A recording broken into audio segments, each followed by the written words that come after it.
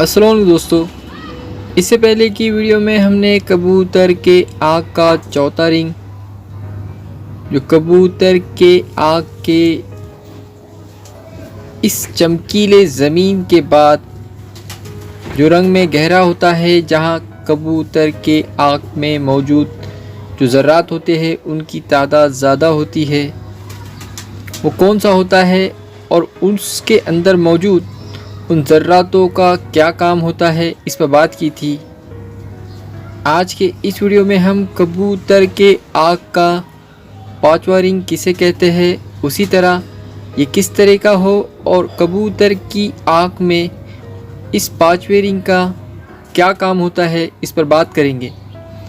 जिस तरह इस कबूतर की आँख की अपनी पलकें चला रहा है, तो इसके पलकों के पीछे से भी हमें कबूतर के आँख का दीदा नज़र आ रहा है, तिल नज़र आ रहा है।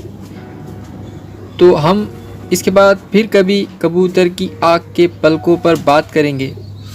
तो आज जिस तरह कबूतर के आँख का पांचवा रिंग कौन सा होता है, इस तरह हल्के से कबूतर की पलकें हटाने पर जिस तरह हमें एक कबूतर के आँख के आखिरी सिरे पर ये काले रंग का एक रिंग नज़र आ रहा है, तो जिस कबूतर के आँख में ये रिंग हो, उसी तरह वो अपने रंग में जितना गहरा हो, और कुछ कबूतरों की आँख में ये साइज़ में मोटा या इस तरह कहे कि चौड़ा होता है, और उसी तरह जिस कबूतर की आँख में ये रिंग हो, ये कहीं से भी टूटा फटा या कटा फुटा इस तरह का ना हो, पूरा और मुकम्मल हो। इस तरह से कबूतर के आँख का जो पांचवा रिंग जिन कबूतरों में मौजूद होगा, वो कबूतर अच्छे ब्रीडर होते हैं। साथ इन कबूतरों के जिस्मानी जो अंदरूनी ताकत होती है, जिसे हम सेहत कहें, इस तरह के कबूतर की सेहत भी अच्छी होती है।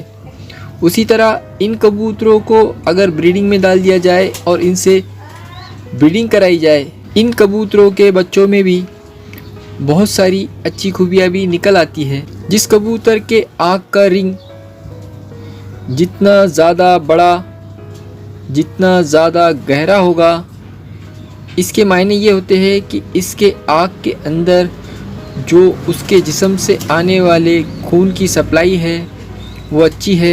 उसी तरह उस कबूतर की सेहत भी अच्छी है। और जिन कबूतरों के आँख में ये रिंग मौजूद नहीं होता है, उन कबूतरों को अगर ब्रीडिंग में डाल दिया जाए, तो मुकाबले उन कबूतरों के जिन कबूतरों की आँख में पांचवा रिंग मौजूद हो, उस तरह से इस कबूतर की ब्रीडिंग नहीं कर पाते हैं।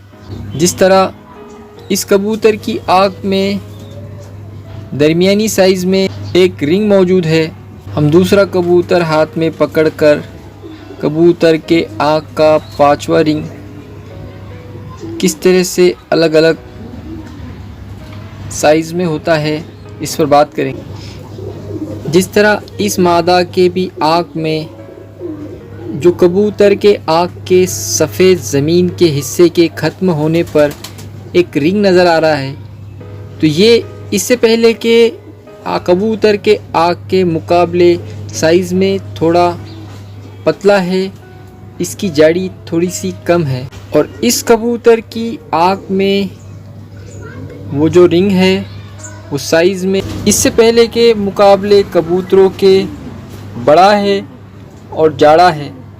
तो ये कबूतर इससे पहले के दो कबूतरों से ज़्यादा अच्छा ब्रीडर होगा।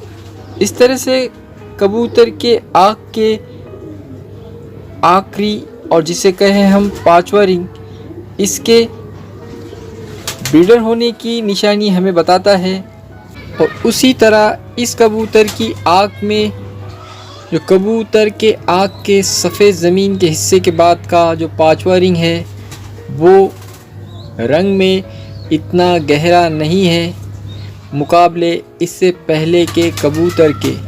इस तरह से कबूतर के आँख के पांचवें रिंग के अंदर मुख्तलिफ़ किस्में होती है, जैसे कि रिंग के रंग में गहरापन होना, उसी तरह रिंग के साइज़ में छोटा और बड़ा होना। इसी तरह हम कबूतर के आँख के उस रिंग को अच्छा मानेंगे जो पूरा मुकम्मल साथ रंग में गहरा हो, ज़्यादा चौड़ा होगा, वो अच्छा माना जाएगा। उस तरह के कबूतर को ब्रीडिंग में डालने पर इस तरह के कबूतर अच्छा रिज़ल्ट देंगे। इससे पहले के जितने कबूतर की आँख को हमने देखा, उन सब के आँखों से भी इस कबूतर की आँख में, जो कबूतर के आँख का ये 5वां रिंग है, उस साइज़ में बिल्कुल छोटा या इस तरह कहें कि पतला है। तो इस तरह के कबूतर मुकाबले चौड़े और बड़े रिंग के कबूतर के अच्छे ब्रीडर साबित नहीं होते हैं। इसके बाद कबूतर के आँख के 5वें रिंग के बाद जो कबूतर के आँख की ज़मीन होती है, जिस तरह इस कबूतर की आँख में हमें कबूतर के पलकों के नीचे के मौजूद गोश्त पर हमें कुछ पानी सा भी नज़र आ रहा है, और उसी तरह इस कबूतर के आँख के गोश्त के रंग की भी एक अपनी अलग अहमियत होती है। वो क्या होती है, इसके बाद आने वाली अगली वीडियो में हम उस पर बात करेंगे। तब तक के लिए अल्लाह हाफिज़।